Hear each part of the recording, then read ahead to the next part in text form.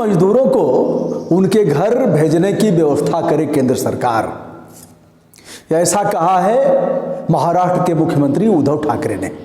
उद्धव ठाकरे ने कहा कि यदि लॉकडाउन और भी बढ़ता है, यदि इस प्रकार की संभावनाएं नहीं हैं कि यह महामारी 3 मई तक अवसान की तरफ हो जाएगी, पीछे मुड़ेगी, यदि यह 15 मई तक बढ़ती है, इसके बढ़ने की संभावना है, तो केंद्र सरकार इन प्रवासी मजदूरों को इनके घर भेजने की व्यवस्था करे।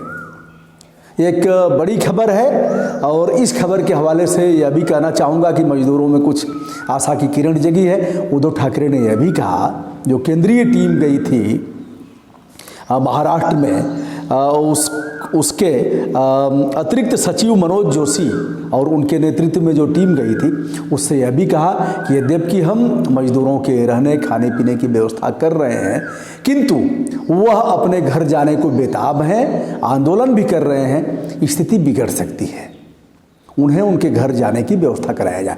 दोस्तों, लगातार इस मामले में मैं वीडियो कर रहा हूं। उन जो प्रवासी श्रमिक हैं, मजदूर हैं और जो नौकरी पेशा वाले हैं, कोई काम है नहीं, मिल फैक्ट्रियां बंद हैं, उन्हें काम मिल नहीं रहा है मजदूरी का, क्योंकि सब कुछ बंद है और महाराष्ट्र में यह भयंकर स्टेज में चल रहा है कोरोना वायरस।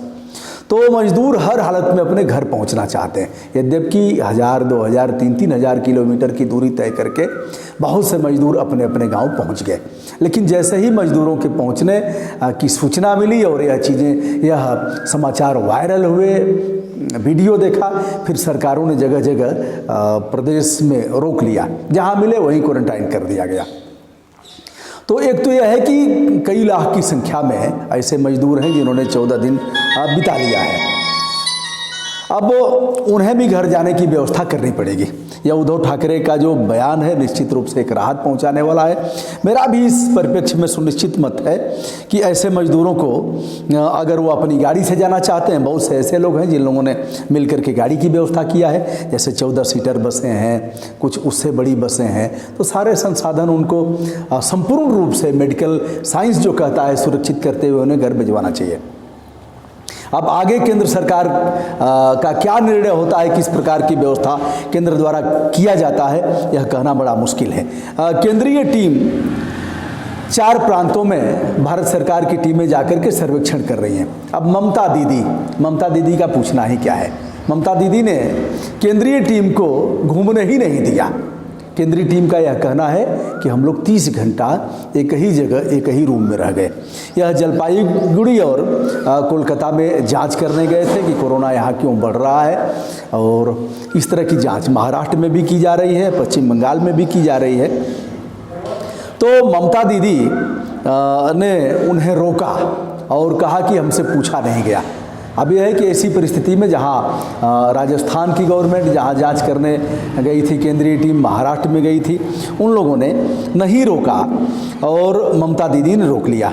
यह पुण्य सलीला श्रीवास्तव के हवाले से यह समाचार आया है। ममता दीदी के गुड सेंस की कामना करता हूँ। ममता दीदी, अगर केंद्र की टीम जाती है तो कौन सा पहाड़ टूट जाएगा, आप जाँच करने दीजिए, केंद्रीय टीम रिपोर्ट देगी, केंद्र आपको इसके लिए समुचित संसाधन उपलब्ध कराएगा जैसे अन्य प्रदेशों में करा रहा है। चलिए, यह रहा। मैं उत्तर प्रदेश में आता हूँ।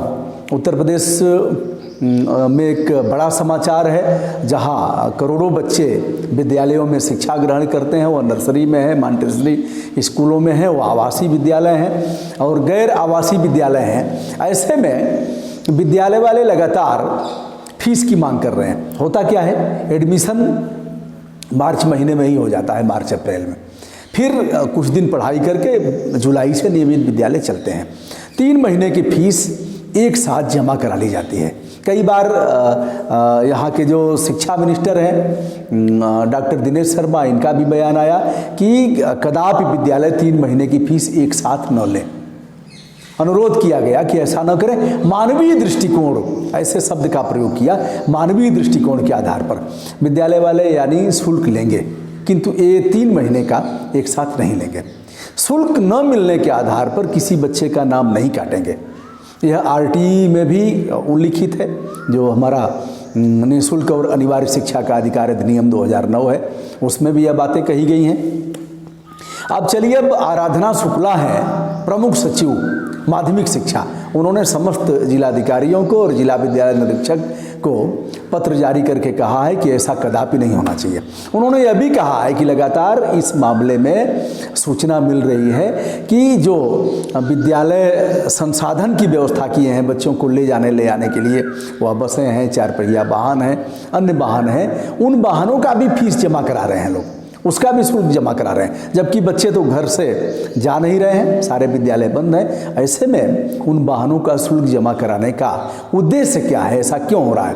उन्होंने कड़ाई से इसका पालन करने के लिए कहा है और कहा है कि यदि ऐसा होता है तो उन विद्यालयों पर कार्रवाई होगी। कार्रवाई कितनी होगी मुझे नहीं पता, लेकिन 3 महीने की फीस लगातार मैसेज भेज करके मोबाइल पर और उनसे कह करके अभिभावकों से यह जमा कराया जा रहा है। मैं बहुत से विद्यालयों का उल्लेख करना चाहूँगा। स्वयं वाराणसी और लखनऊ में ऐसे विद्यालय हैं, बड़े बड़े नामचीन विद्यालय हैं जो बच्चों के वाहन का भी पैसा जमा करा रहे हैं। रायबरेली में कृपाल इंस्टीट्यूट है मुंशीगंज में, वहाँ क्वारंटाइन किए गए 33 लोगों की रिपोर्ट पॉजिटिव आई है, जिसमें 17 जमाती बताए जा रहे हैं। यह भी एक चौंकाने वाली खबर है। दोस्तों, आज के हमारे इस स्पेशल बुलेटिन में आप सभी का अभिनंदन है, स्वागत है, और इस तरह के तमाम मामले हम आपको बताते रहेंगे। हम आशा करते हैं कि आप हमें सुझाव भी देंगे और समय समय पर हम सुधार भी करते रहेंगे।